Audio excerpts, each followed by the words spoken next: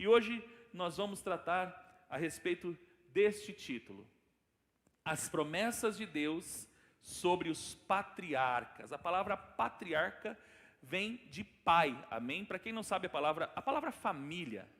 Amados, tudo que Deus faz, ela tem origem na família. Se você pegar, por exemplo, a primeira letra que aparece na Bíblia, a primeira letra, ela é a letra que traz o conceito de casa. Se você pega Gênesis 1, no princípio, a palavra no princípio vem de um termo chamado Bereshit. Bereshit começa com uma letra chamada Bet, e o conceito da palavra Bet significa casa. Pastor, por que a primeira letra que aparece na Bíblia é casa? Porque Deus não faz nada fora de uma família. Tudo que Deus faz está inserido na família. Tanto é que tudo que Deus realizou, Ele chamou família. Quando Deus destrói, Deus ele resolve destruir a humanidade e todos os seres vivos existentes, salvando apenas um casal de cada animal. A Bíblia fala que Deus achou graça a um homem, dentre tantos seres humanos, um homem achou graça diante de Deus, Noé. Mas o projeto de Deus não é com um homem, é com uma família. E a Bíblia fala que Deus então salva Noé, sua esposa, seus 3 filhos e suas 3 noras. Olha para o seu irmão e fala assim: irmão, a sogra sempre vem no pacote. Tem jeito. Hein, João? Aleluia. Quem pecou, João? Sempre está no pacote. Sempre no pacote. Porque o projeto de Deus é família. Amém, amados? A palavra família, anote aí para você não esquecer. A palavra família, na tradução bíblica grega, né, ou no Novo Testamento, ela vem do termo chamado pater, que vem de pai, que vem de pátria. Patriarca vem de pai. Por quê, pastor? Porque tudo se origina num pai. A palavra pai no hebraico vem do termo Av. O nome de Abraão, que nós vamos falar muito dele hoje, Avraham. Avram, pai elevado. Avraham, pai de multidão. Então a palavra Av, ela tem origem em 2 letras. A letra Aleph, que é a letra do início, é a marca. O conceito da letra Aleph é uma marca. E Bet, casa. Então o que significa pai? É a marca da casa. Tudo começa num pai. Tudo tem origem em um pai. Vivemos numa sociedade matriarcal. E isso, amados, não é costume bíblico. Por que vivemos numa sociedade matriarcal, onde a mãe se torna vamos dizer assim, a base da família, onde a mulher se torna a base da família? Muitas vezes a mulher ela precisa se tornar a base espiritual, porque a mulher que tem mais fé vai para a igreja, sim ou não, meninas? Né? Por isso que em denominações cristãs você vai encontrar muito mais mulheres do que homens. Porque a mulher, aqui no Brasil especificamente, e em muitas outras nações, principalmente aqui do Ocidente, se tornaram nações matriarcais. Agora, falando da história do Brasil, por quê? Todos sabem que no ano de 1500, Pedro Álvares Cabral veio com as caravelas e veio juntos os jesuítas, né, e encontraram o Brasil. O Brasil estava inabitado? Não. Aqui haviam os povos indígenas. Agora existe uma parte negra na história do Brasil que ninguém conta. Que os jesuítas e os portugueses que vieram, eles engravidavam as índias e iam embora. Eles engravidavam as índias e iam embora. E infelizmente o Brasil, ele vive a cultura da orfandade. Muitos de nós nos tornamos órfãos de pais, sim ou não? Existe a orfandade direta, que é quando o pai falece, vai embora. Nós não conhecemos. Eu, por exemplo, vivo, né, já vivi de orfandade direta, porque eu não conheço meu pai. Eu nunca vi meu pai, nem mais branco, nem mais preto, que cor que ele é, não sei como que ele anda, não sei como é o jeitão da madeira, não sei. Então eu sou oriundo de uma orfandade direta, quando nós não conhecemos pai. E existe a orfandade indireta, que é quando o pai é vivo, mora na mesma casa, mas não estabelece às 6 da tarde e acabou o seu papel. Pega o dinheirinho, dá na mão da mulher, a mulher sai correndo atrás com tudo. E se falta dinheiro alguma coisa, a mulher vai falar para ele, ele fala: o que você fez com o dinheiro que eu te dei? Isso se chama orfandade indireta. Agora, palavra patriarca, por que a promessa de Deus sobre os patriarcas? Porque as promessas de Deus que se convergem em Cristo, ela se estabeleceu através de pais, através de paternidade, porque Deus é pai, amém, queridos? E tudo que Deus realiza através de um pai, paternidade. Por isso que toda promessa de Deus está estabelecida sobre um pai, sobre patriarcas. Você, por exemplo, cadê os homens aqui? Dá um glória a Deus. Você é o patriarca da tua casa. As promessas de Deus estão sobre a tua vida. E consequentemente sobre as suas gerações. Porque Deus é um Deus geracional. Quem está comigo? Deus é um Deus que trabalha com gerações. O maior problema nosso, querido, essa geração, por exemplo, que nós estamos vivendo, que acabamos de falar aqui, qual o problema dessa geração? O problema dessa geração foi a geração antiga, que não preparou essa geração. E nós não estamos, eu tenho dito na nossa escola que um dos maiores desafios nossos, pelo menos aqui da nossa igreja, é preparar a próxima geração, porque Deus não trabalha com uma nova geração, Ele trabalha com a próxima geração. E nós precisamos nos preocupar com a próxima geração. E um dos alvos do inimigo é a próxima geração. Então tudo que Deus faz, tudo que Deus realiza, Ele realiza por meio de um pai, amém? Não que Deus não tenha promessas para mulheres, amados, não que Deus não se estabeleça através de mulheres, não é isso. É que todo o cerne do trabalhar de Deus e do projeto de Deus está sobre o homem. E o papel da mulher é ser adjutora, é aquela que está ao lado do homem construindo todas essas coisas. E as mulheres deveriam se alegrar com isso. O movimento feminista, eu não entendo, fala, amados, a Bíblia fala que a obrigação do homem é amar a esposa, até morrer por ela. Quem está com a esposa do lado fala assim: você está entendendo, santa? Então, amados, tudo que Deus realiza por meio de pai, paternidade, amém, queridos? Semana que vem nós vamos tratar a respeito de legado e herança. Vivemos um tempo onde as pessoas estão dando muita herança para os seus filhos, mas não têm deixado nenhum legado. E o que os nossos filhos, o que as próximas gerações carregam não é herança, porque herança você vende, legado são marcas, amém, queridos? Agora vamos tratar aqui a respeito disso. As promessas de Deus, como nós vimos na semana passada, todas as coisas, todas as promessas, elas convergem em Cristo. O que eu preciso aprender a distinguir, porque o que acontece? Muitos de nós, eu acredito que muitos aqui são oriundos do pentecostalismo, e nós somos pentecostais, amém, queridos? Mas talvez você já tenha ouvido: olha, porque Deus tem promessa para a minha vida, é porque Deus tem promessa para a minha vida. Deixa eu falar algo para você, querido. A palavra promessa, ela é advinda do termo hebraico berit, e berit fala de aliança. Berit não fala de palavras, palavras são profecias. Deus, ele pode ter dado profecias, Deus, ele pode ter liberado palavras proféticas ao teu respeito. Agora, essas palavras proféticas sobre a tua vida, Tati, ela precisa estar fundamentada numa aliança. Não existe outra aliança, querida, a não ser a aliança do sangue de Cristo. Amém, amados?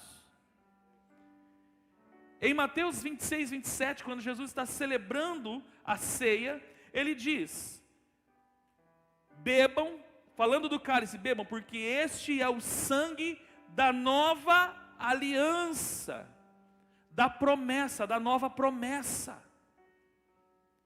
Então, amados, toda profecia, o que você pode ter recebido, não é promessa, porque promessa se trata de aliança, e toda aliança que Deus faz conosco precisa ser mediante o sangue de Cristo. Nós já temos uma promessa que é a aliança em Cristo, amém, amados? Agora existem palavras proféticas ao nosso respeito. A pergunta que eu faço é: as palavras que um dia foram liberadas sobre a tua vida como profecia se sustentam na aliança? Não precisa falar para mim. Eu não sei quantas profecias você já recebeu. Mas toda palavra profética, toda profecia que é palavra liberada, amém, amados? Ela precisa estar fundamentada em uma aliança. E essa aliança, ela é única e irretratável, ela é irrevogável. Não dá para você cortar. É uma aliança eterna. Por isso que em Isaías, a palavra profética de Isaías, quando vai tratar a respeito de Israel, vai falar o quê? Com amor eterno eu te amei. Falando de Israel. Por isso que Deus não rejeitou Israel. Deus ama Israel com amor eterno, porque esse amor está sustentado numa aliança, num pacto, amém, queridos? Aliança não é contrato, porque contrato, amados, existe contrato e existe distrato, amém? A doutora Juliana, as advogadas da igreja, a doutora Gabriela está aí, sabe, vão falar melhor para você. Existe o contrato e existe o distrato, amém? Pacto não existe despacto. Então aliança, berit, fala de pacto. As promessas, ou a promessa, não existe as promessas, é a promessa. E você e eu estamos inseridos na promessa. Amém? Qual é essa promessa? E qual foi o fundamento dessa promessa? Dessa aliança? Toda palavra, então distingua isso. Nunca mais diga, porque Deus tem promessa na minha vida. Não, querido, Deus, a promessa é a aliança. E ela está estabelecida por uma pessoa, Jesus Cristo. O que existe sobre a sua vida são palavras proféticas, amém? O que você precisa julgar? Já vou ensinar você como que você vai julgar uma profecia. Toda profecia precisa estar fundamentada na aliança. E essa aliança não fala de você. Vou repetir, ensinei a semana passada. Essa aliança não fala de você. Nenhuma aliança tem a ver com você. Tem a ver com Cristo. Então toda profecia ou toda palavra liberada a nós precisa convergir em Cristo. Tudo que nós recebemos por palavras, Jonas, precisa convergir em Cristo. O que acontece? Hoje existe um mercado da profecia. Infelizmente, o mercado da profecia, a fila está grande. Porque as pessoas estão em busca de palavras ao seu respeito. E eu preciso entender que a minha vida, ela não diz mais, a partir do momento em que eu recebi a Cristo como único e suficiente Salvador, nada mais é sobre mim. Gálatas 2:20, o apóstolo Paulo vai dizer bem claro: fui crucificado com Cristo, e agora vivo, não mais eu, mas Cristo vive em mim, e a vida que agora vivo na carne, vivo na fé, no Filho de Deus, que me amou e se entregou por mim. Ou seja, em nossa conversão, há uma anulação do nosso ego. Mas o mercado da profecia tem suscitado pessoas que estão em busca de saber o que Deus tem a respeito de mim. E aí começa a usar o nome de Deus em vão. Deixa eu ensinar para você, usar o nome de Deus em vão, não é você dizer, ai meu Deus. O que é usar o nome de Deus em vão? É você dizer que Deus falou e Ele não mandou falar nada. Só para você entender o que é usar o nome de Deus em vão. Eu chego na Janaína e falo assim, Janaína, a Simone falou isso. Mas eu nem conversei com a Simone. Então o que eu fiz? Eu usei do nome da Simone em vão. Porque ela não falou nada. Eu falei por mim mesmo. Então, esse mercado da profecia tem ganhado muitos adeptos.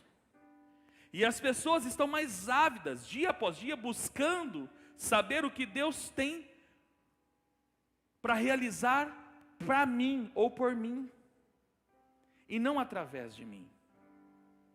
Então, como que você julga uma profecia? Quando uma palavra profética é liberada sobre a tua vida, ela precisa estar fundamentada em uma aliança.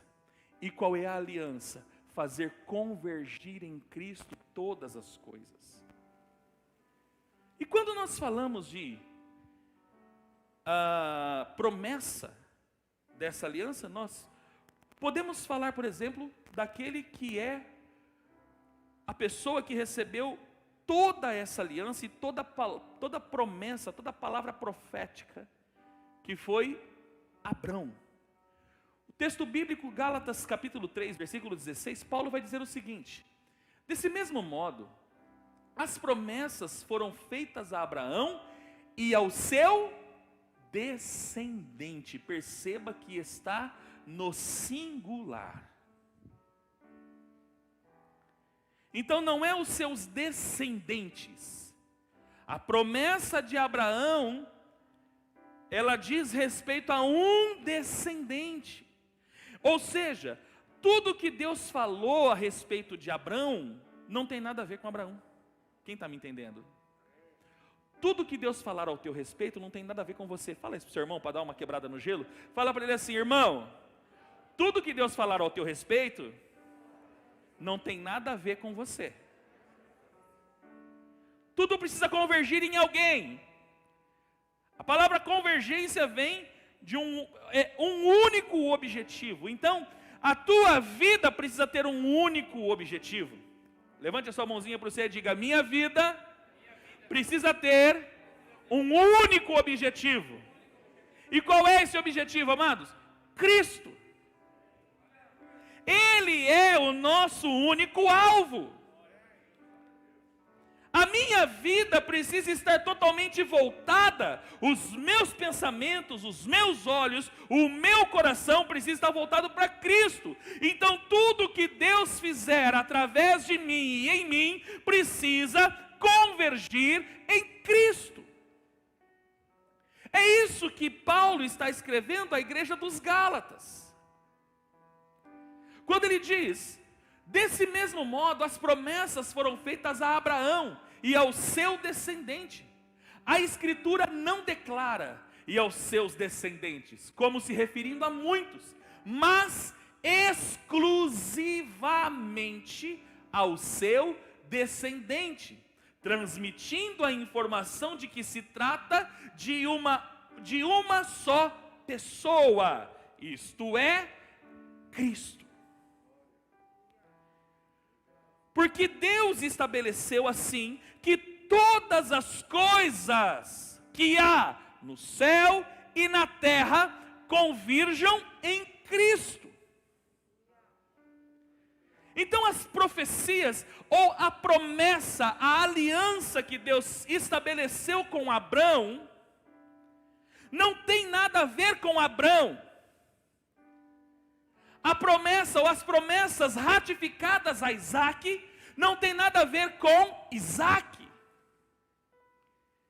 As promessas ratificadas a Jacó, não tem nada a ver com Jacó. Tudo há um único objetivo, e esse único objetivo é Cristo. Quem está comigo? Prosseguindo, Gênesis 12, 1, 3 vai falar exatamente da promessa. Qual é a promessa que Paulo está citando em Gálatas? É essa promessa, essa palavra, liberada pelo próprio Deus em Gênesis 12, verso 1 ao 3, que nos diz o seguinte: então o Senhor veio a Abraão e lhe ordenou: sai da tua terra e da tua parentela e da casa de teu pai, e dirige-te à terra que te indicarei. Eis que farei de ti um grande povo, eu te abençoarei e engrandecerei o teu nome, serás tu uma bênção. Abençoarei os que te abençoarem, amaldiçoarei aqueles que te amaldiçoarem. Por teu intermédio, grifo meu aqui, abençoarei todos os povos sobre a face da terra. Abençoarei todos os povos sobre a face da terra. Perceba que a profecia, ou a promessa, a aliança, ela está apontando para um destino. Agora é interessante, ganhei esse presente aqui de uma filha ministerial, estou muito feliz, que é a Bíblia Peshitta, que é uma Bíblia traduzida diretamente de escritos aramaicos, que é uma língua co-irmã do hebraico. E na Bíblia Peshitta, nós vamos ver que está escrito assim, Gênesis 12, 3, que é o cerne da profecia: bendirei os que te bendizem, e abençoarei os que te maldizem. E está exatamente assim: em ti e em tua semente, com S maiúsculo. Porque Abraão era o pai que ia gerar uma semente. Quem está entendendo, gente? Eu não vou pedir para o João ligar o ar, então, portanto, tira o terno, porque eu não estou aguentando de calor. Amém, queridos? Uma semente. Abraão é o pai. Por isso, ele é denominado como patriarca. Abraão, Isaac e Jacó, e os 12 filhos de Jacó, são chamados de patriarca, porque eles são o quê? Os pais que vão gerar uma semente. Uma semente. Na cotoveladinha no sermão, falar para ele: uma semente, irmão. Ou seja, amados, entenda isso. São pais levantados em gerações diferentes que apontam para um único objetivo. Por isso, amado, nós precisamos construir a nossa casa apontando para um único objetivo. Homens que estão aqui, a nossa família, nosso casamento, os nossos filhos precisam apontar para uma única semente, que é Cristo. Cristo é o descendente, Cristo é a semente apontada. Então, quando Paulo, lá em Gálatas 3, cita, falando a uma igreja gentílica sobre Abraão, ou Abraão, ele está falando exatamente de um descendente, uma semente, porque todas as coisas precisam apontar para Cristo. Amém, amados? As promessas liberadas por Deus para a vida de Abrão ou Abraão apontam exclusivamente para Cristo. O que acontece muitas vezes? Há uma supervalorização do personagem e nos esquecemos do real propósito. Amados, nós devemos sim olhar para a vida de Abraão, porque é o homem da promessa, o amigo de Deus. Mas nós vamos entender que a vida, Abraão viveu para a aliança. Abraão viveu para que a sua vida apontasse para o descendente, para a semente. Isaac não viveu para si mesmo, ele viveu para que a sua vida apontasse para o único destino, ou para a semente, porque a promessa, ela ratifica, Deus repete a promessa a Isaac, e posteriormente repete a promessa a Jacó, e que posteriormente repete a quem? Aos 12 filhos, que dá origem às 12 tribos de Israel. Então tudo aponta para um,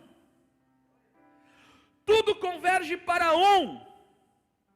Levante sua mão e diga assim: Senhor, me ajude a entender que nada tem a ver comigo. Amém, queridos? Amados, quando nós descobrimos isso, nós paramos de sofrer. A ideia dessa mensagem é você entender que há um propósito na sua vida, há um propósito na sua chamada, e que você não é o propósito, você só é a parte do propósito. Amém, queridos? Eu não sou o propósito, eu apenas faço parte, mas para que eu seja parte integral deste propósito, eu preciso entender que a minha vida precisa apontar para um único objetivo, para um único destino: Jesus. Eu acho lindo, por exemplo, quando os cristãos em Antioquia são chamados de cristãos. Por quê? Porque a vida deles apontava para Cristo, o modo que eles viviam apontava para Cristo, a maneira como eles procediam apontava para Cristo. Amém, amados? Então, quando a cidade de Antioquia vê aqueles homens falando como Cristo, falando como esse Yeshua que havia morrido lá em Jerusalém e que ressuscitou ao terceiro dia, quando eles veem aqueles homens orando no nome de Yeshua, curando como Yeshua, pregando como Yeshua, como que eles chamaram? Cristãos. Pequenos cristos. São miniaturas daquele que morreu e ressuscitou. O meu modo de vida, o meu estilo, o meu jeito de ser, o meu jeito de viver, precisa convergir em Cristo. Amém, amados? Gálatas 3, do verso 6 ao 9, pegando o contexto de Gálatas 3,16 que nós lemos, vai nos dizer o seguinte: considerai, pois, o exemplo de Abraão. Ele creu em Deus, e isso lhe foi acreditado como justiça.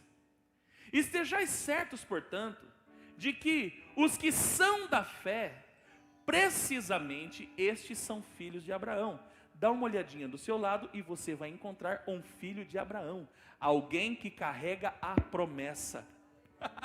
Ah não, você não entendeu. Se alguém falar isso para mim, eu chuto a cadeira e sai falando em língua. Eu vou falar de novo. Olha do seu lado e veja que há um filho de Abraão. E esse filho de Abraão carrega uma promessa. Amém? E qual é a promessa? A semente, o descendente. Nós carregamos a promessa. Eu não sei, não, meu Deus do céu, pega essa. Eu não sei se você sabe, mas Abraão, ele carregava a palavra da promessa.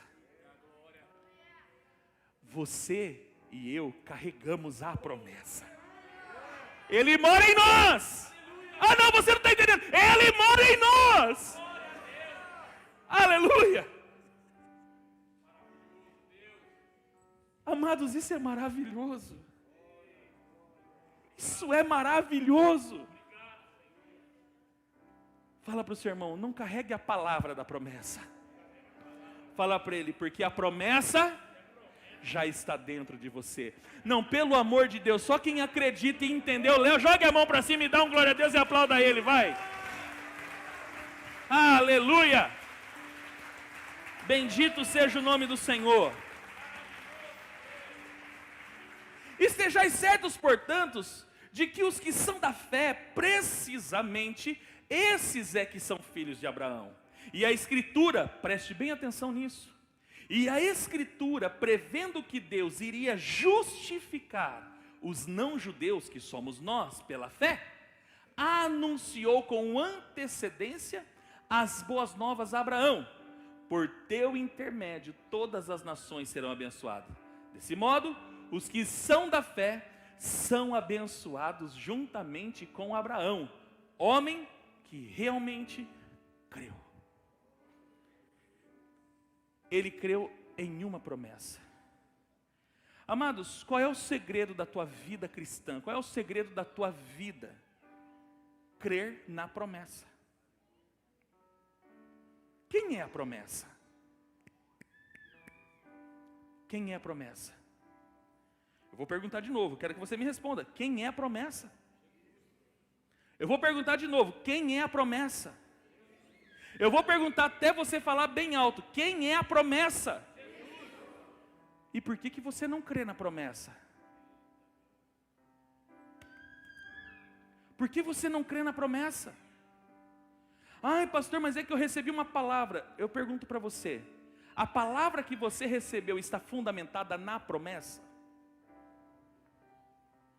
Alô, você está aqui ainda, sim ou não? A palavra que você recebeu, eu não sei que palavra que foi, mas ela está fundamentada na promessa. Porque há uma promessa, não há duas. Há uma promessa, porque é uma aliança.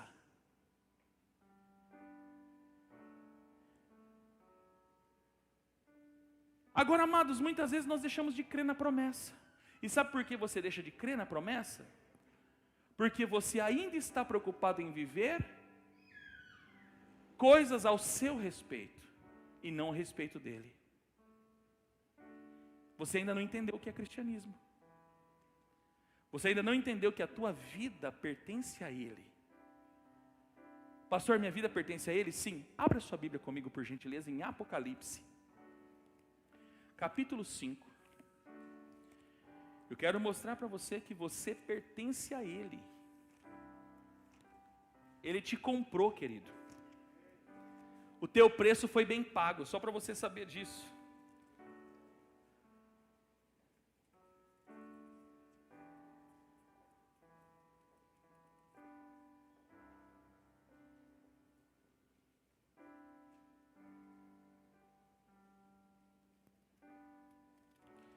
Deixa eu me localizar o texto aqui.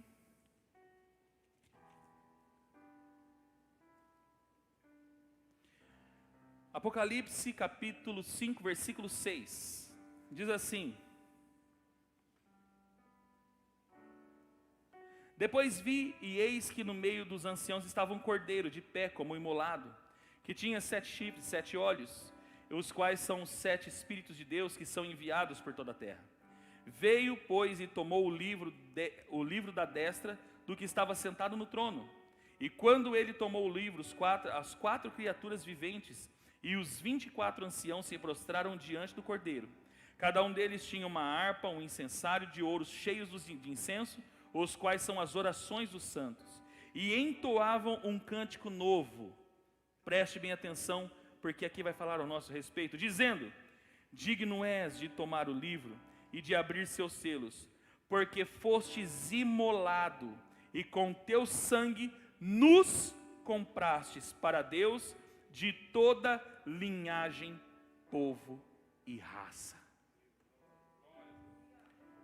Com o seu sangue nos compraste. Você tem dono, querido. Você tem dono. E você não é o seu dono.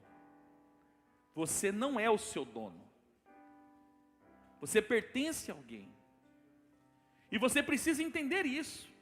Se a tua vida pertence a ele, então você precisa crer na promessa. Não que Deus vai te fazer grande, mas que ele será grande através de você. Não que você vai ser exaltado, porque tem, né, no mercado da profecia tem muito, eis que Deus vai te exaltar. Eu não quero que ele me exalte, eu quero que ele seja exaltado através de mim. Você viu como é que muda, querido? Eu não quero ser exaltado, eu quero que ele seja exaltado através de mim. E para que ele seja exaltado, eu preciso descer. Eu preciso diminuir. Eu costumo dizer, eu falo isso no livro. Para quem ganhou no livro, você vai ler isso no livro. Quando nós falamos assim, que Deus precisa ser exaltado, amados, Ele já está num alto e sublime trono. Anderson, Deus, Ele já está no alto e sublime trono. Como que eu vou exaltar Deus se Ele já está sentado no alto e sublime trono? Me jogando aos pés dEle. Então não é Deus que sobe, sou eu que desço. Não é Deus que sobe, levante sua mão e diga, não é Deus que sobe. Diga, sou eu que desço. Está entendendo, querido? Quem está me entendendo? Então nada tem a ver conosco. Pare de sofrer, querido. Esse é o verdadeiro parar de sofrer. Por isso que Paulo não sofria. Como não sofria, pastor? Ele era apedrejado, foi açoitado, foi abandonado, até abandonado ele foi. Lê depois 2 Timóteo. Mas ele não sofria. Por quê? Porque a sua vida convergia em Cristo. Então quando a minha vida converge em Cristo, querido, eu paro de potencializar qualquer circunstância. Há um propósito na minha vida. Há um propósito na minha chamada. Há um propósito na minha salvação. Amém? Desde a promessa liberada, Abraão e seus descendentes, os patriarcas, passam a viver fatos que convergem na pessoa de Cristo. E eu quero aqui conversar com você alguns fatos, mostrar para você alguns fatos na vida dos descendentes de Abraão, que vão apontando, que vão mostrando, que vão revelando a Cristo. Como por exemplo, primeiro, Abraão, ele certa feita encontrou com um homem chamado Melquisedeque. Abraão, ele sai à guerra contra 5 reis. O último foi um nome bacana, né? Mais um, Kedorlaomer. Kedorlaomer vence esse rei. E a Bíblia fala que ele vai ao encontro. Aqui há uma revelação tremenda. Quando Abraão vence, ele vai ao encontro a Melquisedeque, que era rei de Salém. Você vai entender quem era Melquisedeque. Agora deixa eu falar para você, querido. Quem aqui ama ter vitória? Meu Deus, nem parece que eu estou pregando para um povo que gosta de vitória. Vou perguntar de novo, vai. Quem aqui gosta de receber vitória? Deixa eu ensinar algo para você, querido. Toda vitória precisa te levar a um rei. Para você prestar o quê? Tributo a um rei. Porque foi o que Abraão fez com Melquisedeque. Abra comigo Gênesis. Gênesis capítulo 14. Amado, se as suas vitórias não te conduzem ao rei, você já se perdeu. Porque as nossas vitórias, Deus ele dá a vitória sobre as nossas guerras. Mas as nossas vitórias precisam nos conduzir a um rei. Versículo 18 ao versículo 20. Vai nos dizer o quê? Então Melquisedeque, rei de Salém, que era sacerdote do Deus vivo, do Deus Altíssimo, tomou pão e vinho. Amados, quem falou para você que Santa Ceia é coisa do Novo Testamento? Melquisedeque foi a primeira pessoa a celebrar a Santa Ceia. Porque quando Abraão vai ter com ele, a primeira coisa que ele faz é preparar o quê? O pão e o suco da videira, o vinho. E o bendiz dizendo, bendito seja Abraão do Deus Altíssimo, possuidor dos céus e da terra. E bendito seja o Deus Altíssimo, que entregou teus inimigos em tuas mãos. E Abraão deu a ele os dízimos de tudo. Entregar tributo, não por obrigação e não para pagar qualquer coisa, mas entrega como forma de reverência. Amém, queridos? Agora, o que tem a ver esse fato da vida de Abraão com Cristo? Vamos para Hebreus, capítulo 7. Hebreus, capítulo 7.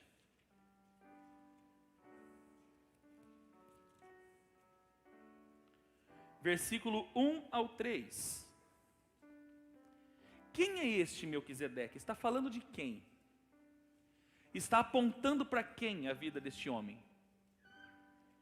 Porque este Melquisedeque, sacerdote do Deus Altíssimo, era rei de Salém, e saiu ao encontro de Abraão, quando regressava da guerra contra os reis, e o bendisse. E Abraão lhe apartou os dízimos de quanto tinha conseguido. Seu nome traduz Rei de Justiça, e também Rei de Salém, isto é, Rei da Paz. Qual é o significado do nome de Melquisedeque? Melech Tzadik, Rei da Justiça. Está falando de quem? De Jesus. Abraão, a vitória que ele teve, conduziu ele a Cristo. Quem está entendendo, gente? Um homem chamado Melquisedeque, que prefigurava a figura de Cristo. Para que Abraão entendesse que a vitória que ele teve não tem a ver com ele. Então, ele precisou prestar tributo a um rei de justiça. Amém? Mas ele tem um segundo nome, Melech Shalom, que é Rei da Paz. Jesus também é conhecido no livro de Isaías, se não me falha a memória, eu não lembro se é Isaías 9, o seu nome é Sar Shalom, Príncipe da Paz. Mas ele não é só Sar Shalom, ele é Melech Shalom, ele é o Rei da Paz. Amém, queridos? E por que ele foi ao Rei da Paz? Porque, amados, somente um Rei de Paz pode nos conectar novamente com Deus. Por isso que a Bíblia vai falar que Jesus nos reconciliou com o Pai, porque Ele é o Rei da Paz, Ele é o Melech Shalom. Amém, queridos? Então perceba que esse fato na vida de Abraão apontou para um único objetivo: Cristo. Cristo. Segundo, vamos falar agora do seu filho Isaque. Abraão e Isaque. Todos sabem aqui, já ouviram falar que Abraão já era velho, Sara também era velha, e além de velha, era estéril. Não podia ter filhos. Deus então promete para Abraão, fala: Abraão, você vai suscitar de você um descendente. Você vai colocar o nome dele de Isaque, que significa sorriso. Você vai rir muito. Mas aí, amados, passa o tempo. E Deus pede algo para Abraão, apontando para Cristo. Vamos lá, Gênesis, capítulo 22, versículo 1 ao 18.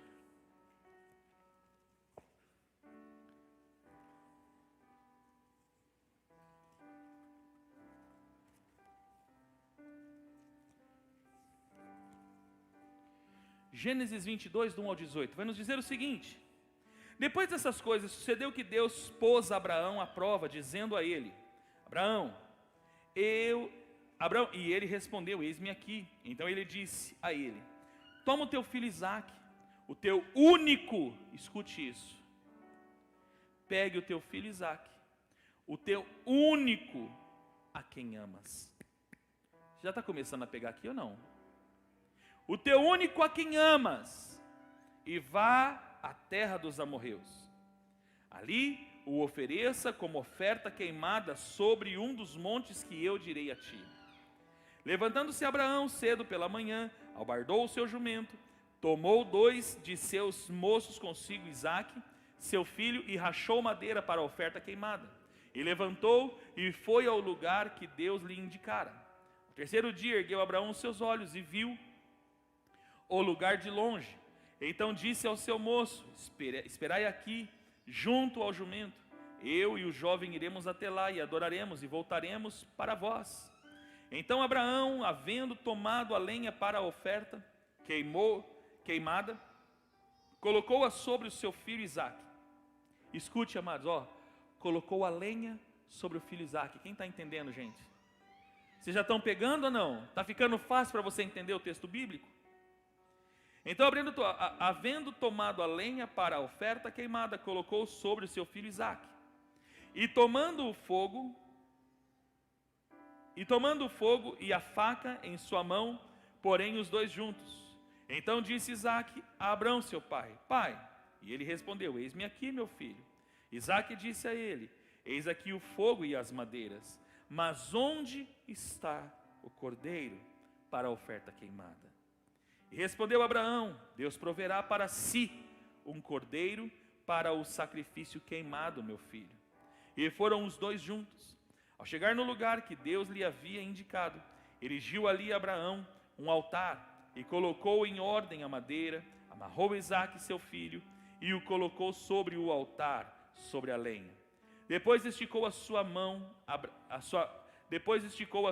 Abraão, tomou a faca para degolar o seu filho.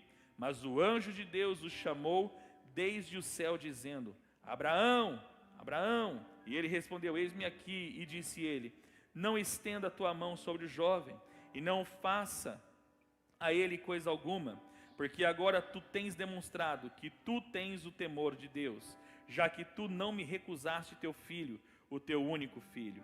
Então Abraão, erguendo os seus olhos, viu, e eis um cordeiro estava preso pelos seus chifres, e um ramo, e foi, vocês estão entendendo aqui, querido? O ramo, e um ramo, e foi Abraão, e tomou o cordeiro, e o ofereceu como sacrifício queimado no lugar de seu filho, e chamou Abraão o nome daquele lugar, Yahvé-Jireh, ou Yahvé-Nisre, aqui no caso em aramaico, como se diz até hoje: neste monte Yahvé proverá. Agora preste bem atenção neste fato, versículo 15.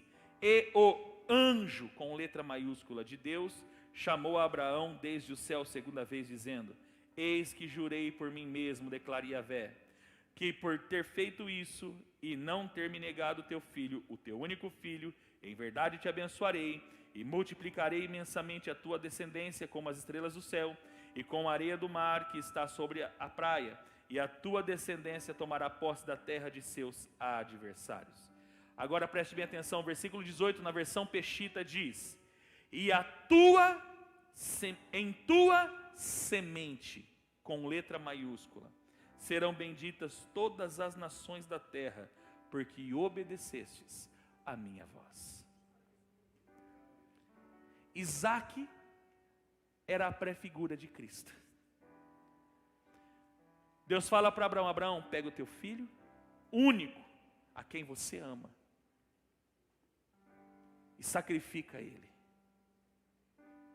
Sacrifica ele.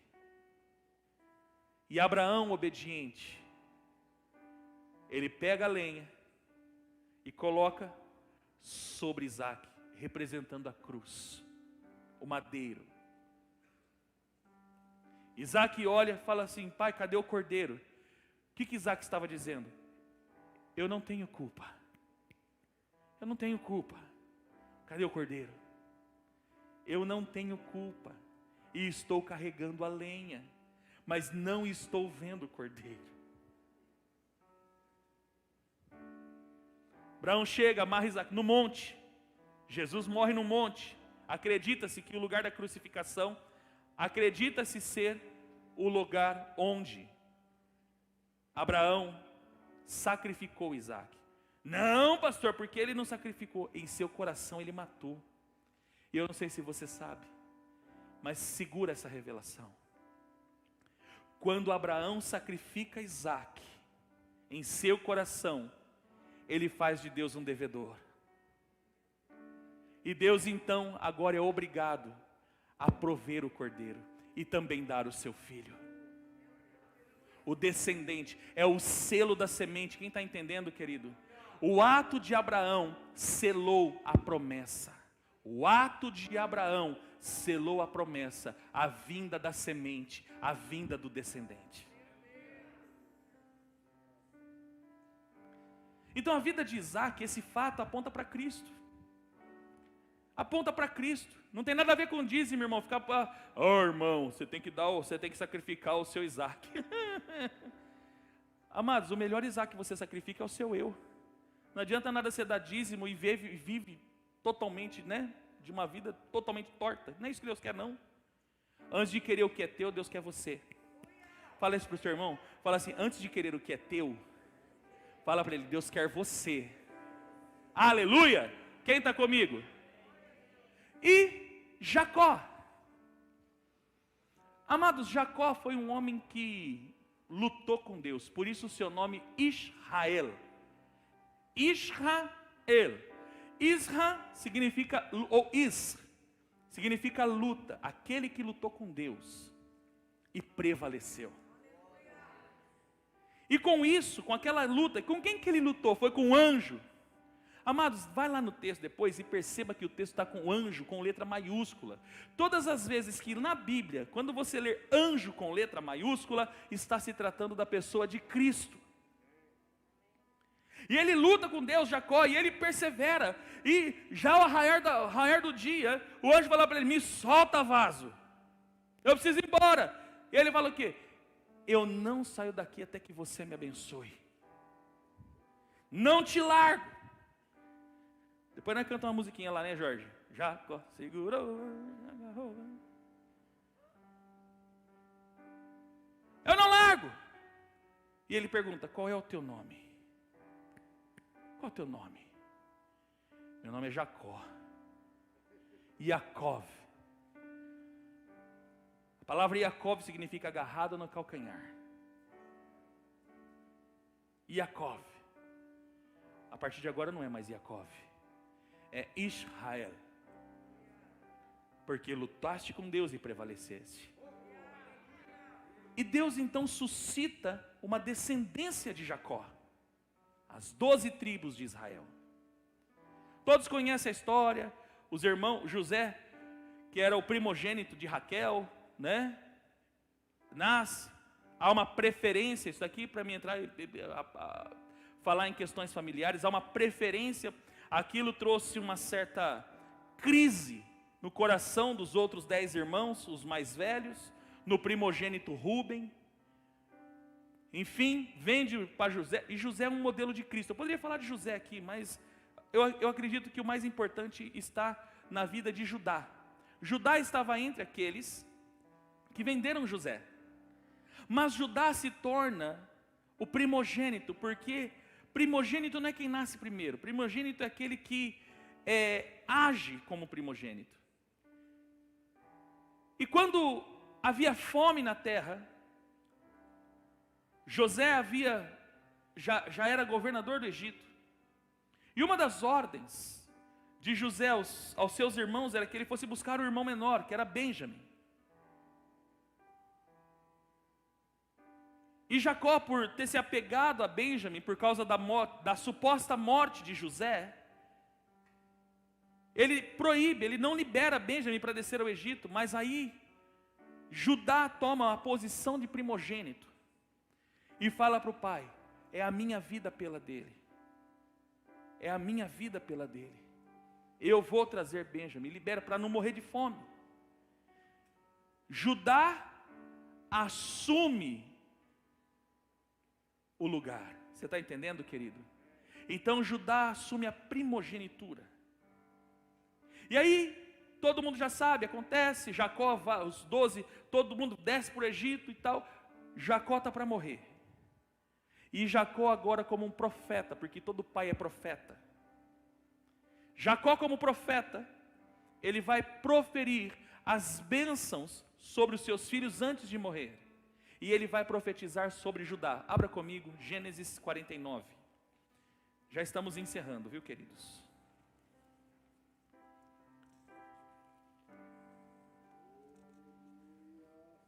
Gênesis 49, versículo 8 ao 10. Gênesis 49, do 8 ao 10, nos diz o seguinte: Judá, os teus irmãos a ti louvarão, a tua mão estará sobre o pescoço de teus inimigos, se prostrarão a ti os filhos de teu pai.